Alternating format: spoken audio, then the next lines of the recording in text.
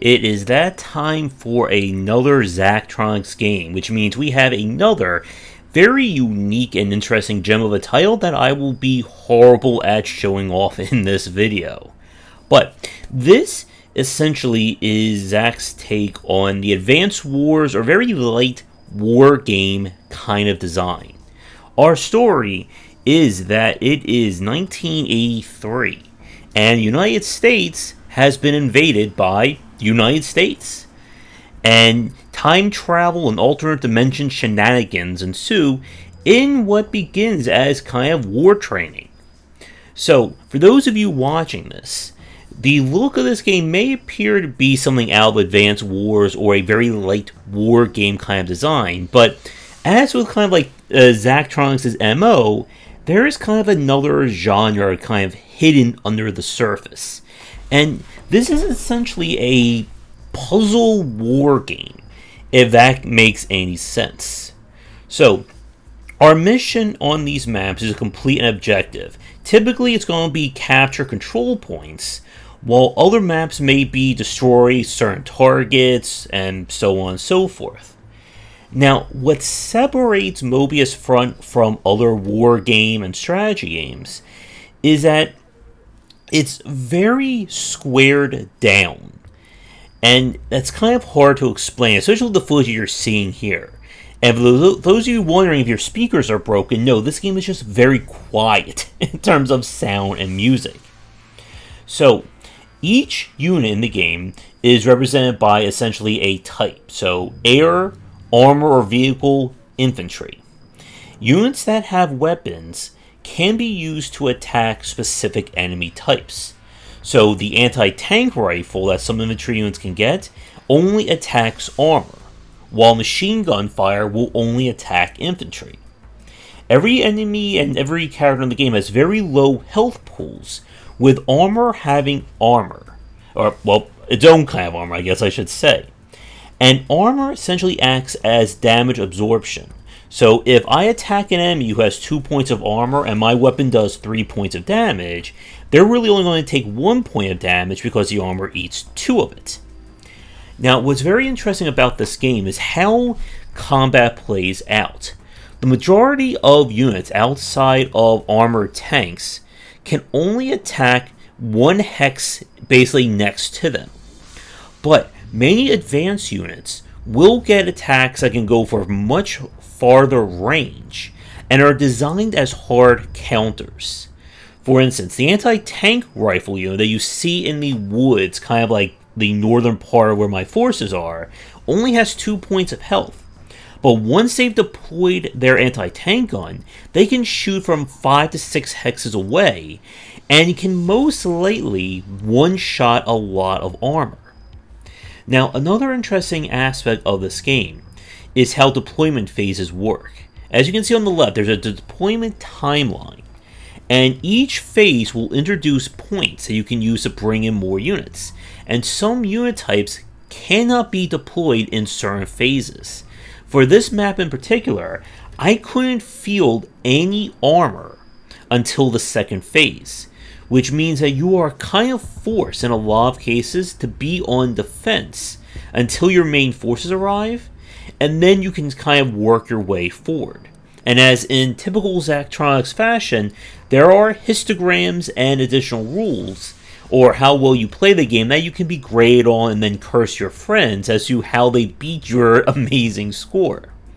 There's also a solitaire minigame, and also real-life military manuals that you can read that were inspirations for this game. So again, you can tell that Zachtronics put a lot of time and effort into building and designing the systems of Mobius Front. And from that design perspective, this is still very much a Zachtronics game. There is a bonus solitaire mode. There are, as I said, the military pamphlets and manuals, and I'm sure there's even more challenge and depth as you get further into it. And as with some of the other Zachtronics games, it makes it hard to kind of criticize or find issues with it. The only, I think, points of contention that I have with Mobius Front comes from a UI perspective. And we'll talk a little bit more about that after this quick word, as well as talk a little bit more about kind of the design philosophy of playing this game. And now for a quick shout out to our current Game Wisdom supporters and sponsors. Going forward, all Patreon supporters will get early access to our videos. And if you'd like to continue this discussion on game design, be sure to check out our Discord channel, link down below.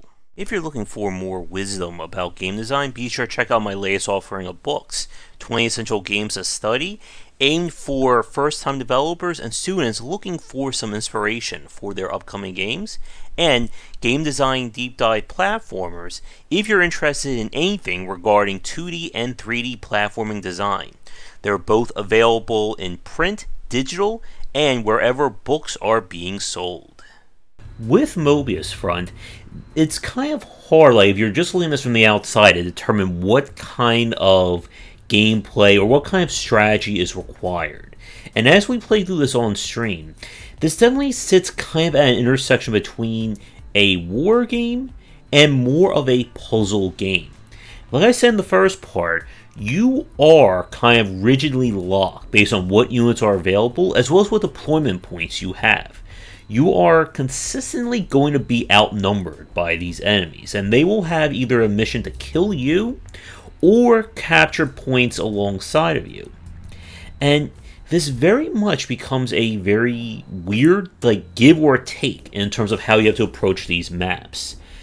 If you're hoping for, crazy Hail Mary plays or weird strategy that you would see out of a Command and Conquer or a StarCraft, you're not going to find that here. And this is where kind of Zachtronics' history of puzzle or very advanced puzzle design come into play. As while you do have some freedom to decide what units you bring in, you're still trying to meet things with the mechanics at play. As you're watching the footage here, everything operates very simplistically, that you can either move or you can attack, with exception to heavy armor. So even though the enemy outnumbers me, I think like 2-1 at this point, they're still working on the same rule set as me. And it's up to you as the player to figure out how to get around this.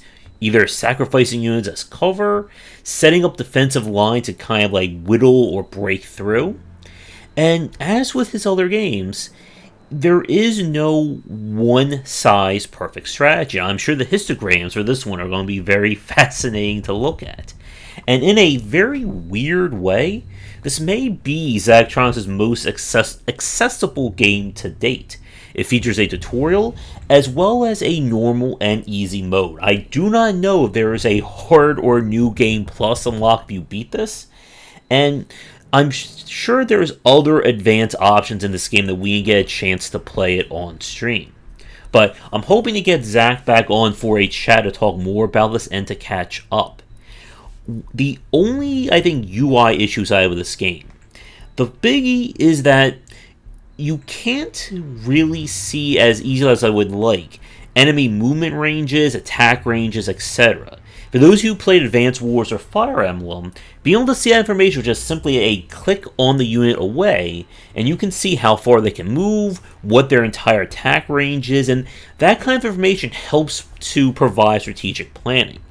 In this one, while you do get a UI as you're moving around, whether or not you're in range or you can target an enemy, it doesn't feel as intuitive to me compared to those games.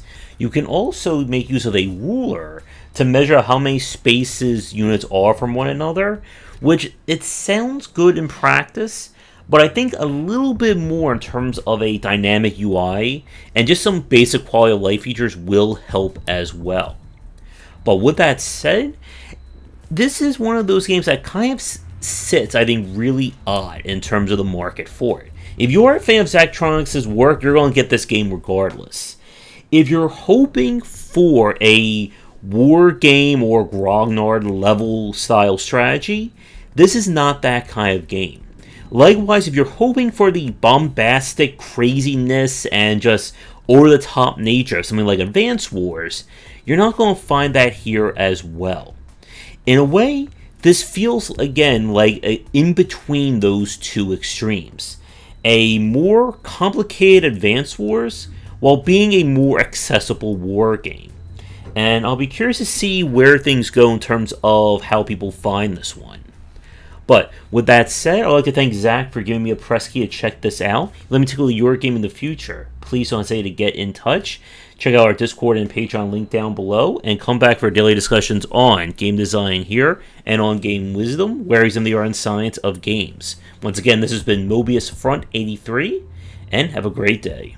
Thanks for watching the video. If you enjoyed things, be sure to do all the liking and subscribing that the kids are doing these days. Check out our Discord channel link down below, where we hang out and chat game design, and come back later tonight for our regular streamings.